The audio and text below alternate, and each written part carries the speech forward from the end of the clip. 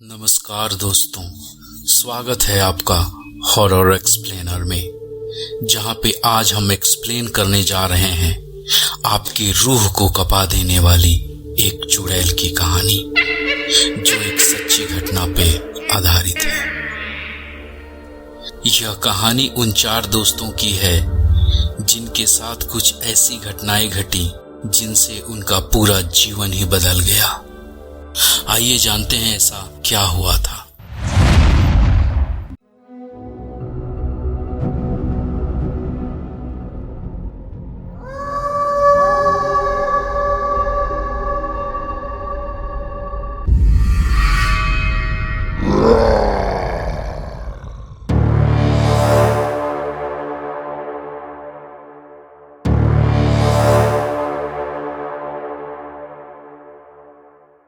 मुंबई शहर की रहने वाली प्रिया शर्मा ने दोस्तों रवि, साहिल और विजय के साथ शिमला जाने का प्लान बनाया। वो सब शिमला जाने के लिए बस में बैठ गए। कुछ ही देर बस चली कि प्रिया को नींद आ गई और वो सो गई। अचानक प्रिया की नींद खुली तो उसने देखा कि बस में कोई नहीं था। बस का ड्राइवर भी नहीं, बस अपने आप ही चल रही थी।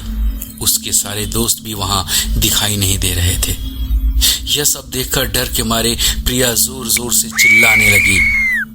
अचानक उसे लगा कि उसके पीछे कोई है। जब प्रिया ने मुड़कर पीछे देखा तो वहां एक स्त्री बैठी हुई थी। उस स्त्री का चेहरा जला हुआ था।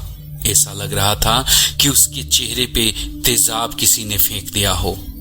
ऐसा भयंकर चेहरा देखकर प्रिया फिर से जोर जोर से चिल्लाने लगी। उसकी थोड़ी ही देर बाद अचानक प्रिया की नींद खुल गई। वो एकदम डरी हुई, सहमी सी और पसीने से पूरी तरह लथपथ दिख रही थी। पास में बैठे हुए विजय ने पानी की बोतल उसकी तरफ देते हुए बोला, शायद तुमने कोई डरावना सपना देखा होगा। थोड़ी ही देर बाद बस जब शिमला पहुंची तो वो एक होटल में ठहर गए रात बिताने के लिए। दूसरे दिन सुबह वो सब साथ में मिलकर होटल के पास वाले पहाड़ पे घूमने जाने के लिए निकल पड़े। करीब 2 घंटे चलने के बाद वो पहाड़ की सबसे ऊंची शिखर पर पहुंच गए। वहां से नीचे देखने पर पेड़ पौधों से भरी हुई जंगल बहुत ही खतरनाक दिख रही थी। इधर अचानक साहिल चौंक गया और बोला, नीचे देखो, नीचे कोई खड़ा है। ऐसा लगता है कोई स्त्री है। विजय और रवि भी देखने लगते हैं, लेकिन उन्हें कोई दिखाई नहीं दे रहा था और वो साहिल पे गुस्सा करने लगते हैं और कहने लगते हैं, तू पागल हो गया है क्या? इस घने जंगल में कोई अकेली स्त्री कैसे आ सकती है? तुम्हें शायद कोई भ्रम हुआ होगा। उसके बाद वो सब खुली जगह पर चले गए। रात भी होने वाली थी। सबने पहाड़ पर ही रात बिताने का निर्णय लिया, इसलिए उन सब ने वहीं पे तंबू लगाया और खाने पीने के सामान बाहर निकालने लगे।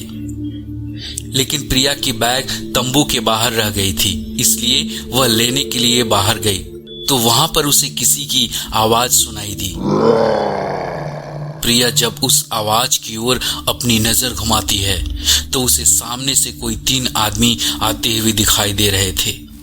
उनके हाथों में धारदार हथियार देखकर प्रिया डर जाती है और दौड़ के तंबू के अंदर आ जाती है। अपने दोस्तों से भी यह बात बताती है, लेकिन कोई उसकी बातों पर विश्वास नहीं कर रहा था। तो प्रिया जोर से चिल्लाने लगती है और कहती है कि तुम सब पागल हो गए हो। कोई भी मेरी बातों पर विश्वास क्यों नहीं कर रहा? अगर यकीन नहीं है तो चलो मेरे साथ बाहर, मैं बताती हूँ। वो सभी बाहर आके पहाड़ के नीचे देखने लगते हैं। उतने में ही उन सभी को लगता है कि कोई 3 लोग उनकी ओर बढ़ रहे हैं। यह सब देखकर वो सभी डर जाते हैं और तुरंत ही वहां से अपना सामान समेटकर एक बड़े से पत्थर के पीछे छुप जाते हैं। थोड़ी ही देर में वो सब ऊपर आ जाते हैं। उनको देखकर लग रहा था कि उनके हाथ, पैर, सिर आम इंसान जैसे बिल्कुल भी नहीं हैं। वो एक जगह पर बैठ जाते हैं और कुछ तांत्रिक विद्या शुरू करते हैं। उनमें से एक आदमी अपनी हाथों की उंगली काट देता है लेकिन अंधेरे की वजह से कुछ ठीक से दिखाई नहीं देता है। अचानक उन चारों ने देखा कि एक औरत उन आदमियों के बीच आके लेट जाती है। कोई नहीं जानता कि आखिर वो औरत वहां पे कैसे पहुंची। प्रिया ने कहा कि मुझे कुछ समझ नहीं आ रहा, आखिर ये सब हो क्या रहा है। मुझे तो बहुत ही घबराहट हो रही है। एक के बाद एक वो तीनों उस औरत को सुनने लगते हैं। वहीं पे अचानक उस औरत ने अपनी उंगली उठाई और हमारी तरफ इशारा करने लगी। हम सब डर गए। वो तीनों उस औरत को छोड़कर हमारी ओर बढ़ने लगे। हम सब पहाड़ के नीचे होटल की ओर दौड़ने लगे। हमारी आवाज सुनकर वो तीनों हमारी ओर और तेजी से बढ़ने लगे। प्रिया और साहिल सबसे आगे थे। विजय और रवि उनके पीछे दौड़ रहे थे। जब प्रिया और साहिल होटल पहुंचकर पीछे मुड़कर देखा तो रवि और विजय का कोई पता न था।